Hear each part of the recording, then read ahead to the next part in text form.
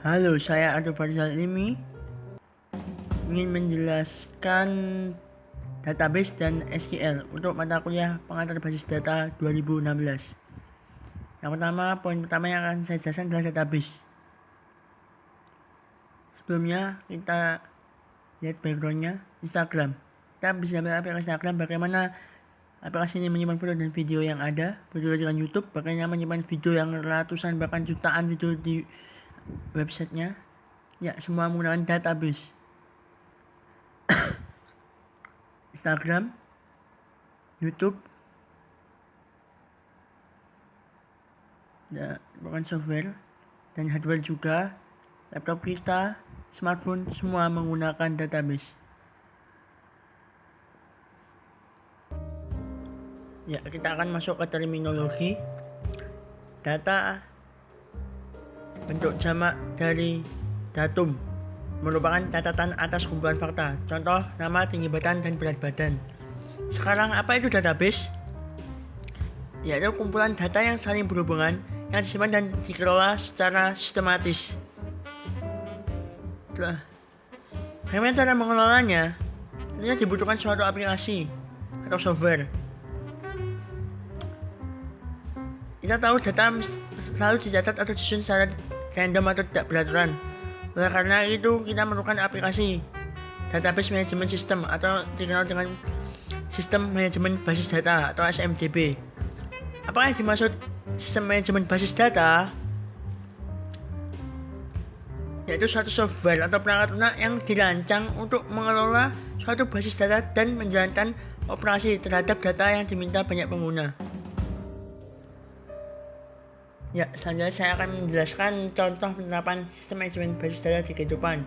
Yang pertama, supermarket Walmart yang mengelola stok barang dan kepegawaian menggunakan sistem manajemen basis data. Kedua, Facebook mengelola foto, video, pesan, dan iklan juga menggunakan sistem manajemen basis data. Dan yang ketiga, ada perusahaan Telkom yang mengelola konsumen, produk, serta pegawai-pegawainya dengan SMDB. Lalu aplikasi apa sajakah yang dapat mengelola database atau basis data? Pertama, MySQL, kedua SQL Server, dan yang ketiga dari Microsoft juga, yaitu Microsoft Access.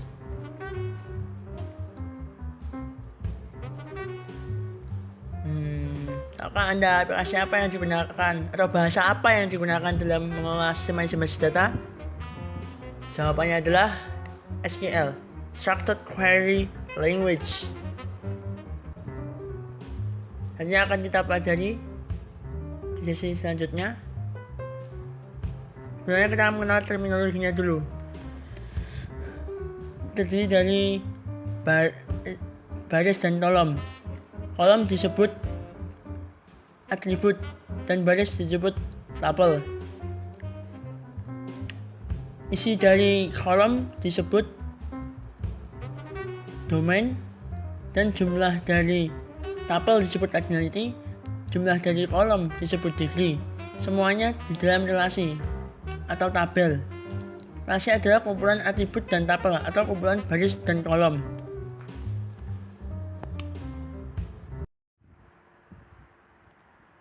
Selanjutnya saya akan menjelaskan berdasarkan fungsinya bahasa besar dibagi tiga: data control language, data definition language, dan data manipulation language yang akan saya jelaskan lebih rinci di sesi ini.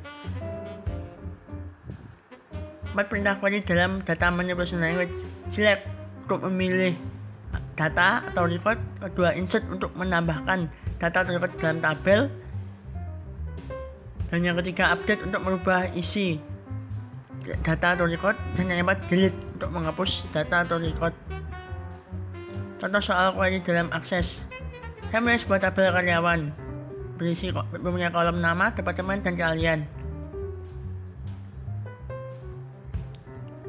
Ya, cara membuat query dalam Access. Yang pertama, sebenarnya saya menjelaskan langkah-langkahnya. Yang pertama, pilih create, lalu pilih query design. Selanjutnya langkah kedua, kanan pada tulisan query 1, pilih SQL view. Selanjutnya kita akan diminta untuk mengetikkan perintah query-nya dalam text area tersebut. Jika sudah diketikkan, klik run.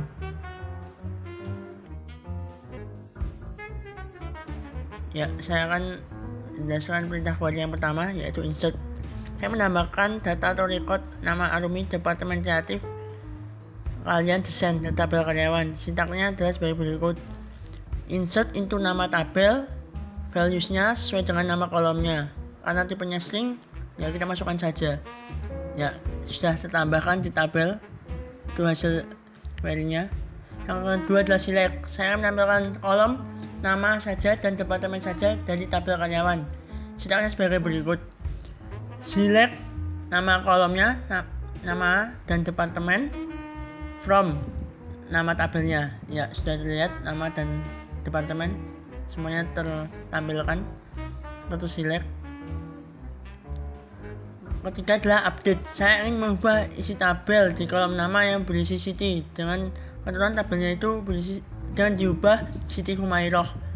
Update nama tabel, kita set yang namanya menjadi Siti Humairoh, di nama itu Siti. Ya, sudah berubah namanya yang awalnya Siti menjadi Siti Humairoh. Yang keempat adalah delete. Saya ingin menghapus seluruh record data yang kolomnya memiliki nama Agus. Jadi sintaksnya sebagai berikut. Delete dari nama tabelnya di mana ada nama Agusnya. Dan nama Agus seluruh isinya dihapus, dari kolom-kolomnya terhapus. Sekian, terima kasih.